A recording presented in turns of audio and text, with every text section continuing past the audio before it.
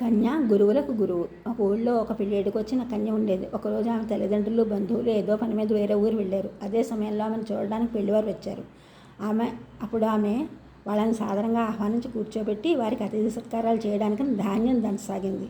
ఆ క్రమంలో ఆమె చేతికున్న గాజులు శబ్దం చేయసాగాయి. అప్పుడు ఆమె ఇంట్లో పనివాడు లేకుండా తానే అన్ని పనులు చేస్తుంటే తమను బీదవాళ్ళు అనుకుంటారని భయపడసాగింది. అయితే తెలివిగా తన చేతికున్న గాజులను ఒక్కొక్కటిగా తీసివేయసాగింది.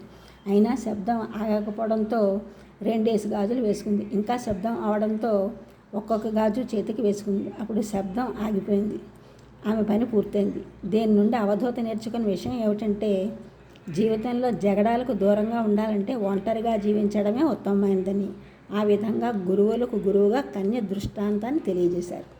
ఈ ఛానల్ చూసిన వారందరూ కూడా సబ్స్క్రైబ్ చేయండి, షేర్ చేయండి, లైక్ చేయండి, కామెంట్ చేయండి. సబ్స్క్రైబ్ చేసిన వారందరికీ కూడా కృతజ్ఞతలు. షేర్ చేసిన వారు, లైక్ చేసిన వారు, కామెంట్ చేసిన వారందరికీ కూడా ధన్యవాదములు.